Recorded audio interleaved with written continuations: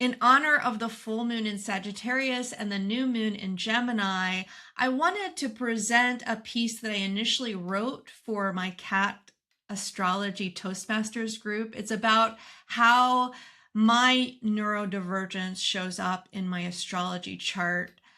I find it so helpful to use tools like human design and astrology to better understand and put language to my experience. It's also very helpful to be able to do this for the people in your life as well. I feel like this world would be such a better place if we all use these modalities in ways to help us understand the world. So I am going to present this to you today in hopes that it'll demonstrate how you can put language to your unique experience using astrology. Hope you enjoy it. Mercury gets the most attention when describing our basic intelligence and communication skills. But the moon is our initial receiver of information, our daily collector of impressions. Some define it as our emotional processor. There is no language to the moon. That is where Mercury comes in. It interprets and communicates what our moon collects. My natal Mercury is moving backwards, away from my sun in Aquarius, while my moon in Pisces is slowly moving forward in the other direction. Even though my moon is only 6 degrees away from my sun, it couldn't be further away in apogee.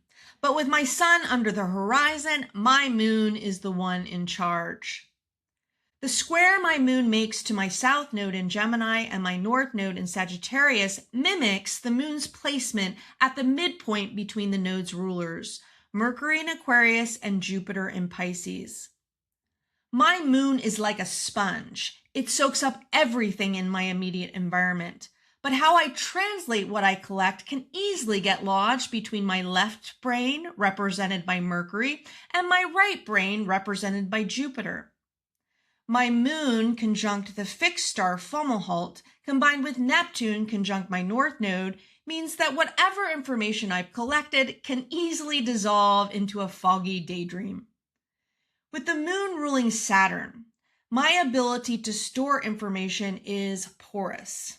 I can't structure information in real time, and I often can't see where I'm going until I get there. My mind is like a chaotic soup, information often disordered and not easily categorized. I can be dyslexic with numbers, and I cannot do the simplest math equations in my head. With Uranus in Scorpio in trine with my moon in Pisces, I'm what they call an HSP, or a highly sensitive person. My mind can easily short circuit with too much sensory information. Certain strong smells or loud noises can scramble my brain and turn me into a live wire. When Mercury stationed retrograde before my birth, the moon was on the other side in Virgo, opposing Jupiter in Pisces. This moon-Jupiter opposition is a way to understand how I've learned to adapt. Because my mind works the way it does, I naturally started to figure out better ways to organize my thoughts. I need to see information externally to be able to organize it. Writing helped. I used to take copious notes in school, but it could only take me so far when I was younger. You see, I also have issues with fine motor skills, so I have a hard time organizing and deciphering what I write out by hand. I distinctly remember the torture I received from a 4th grade penmanship teacher who apparently thought penmanship skills was a measure of success or failure as a person. With my Mercury in Aquarius and Aquarius ruling technology, it's no surprise the computer helped me function in the business world. I could finally structure things like numbers via spreadsheets, and I could more easily organize my thoughts in a readable typed format in front of me.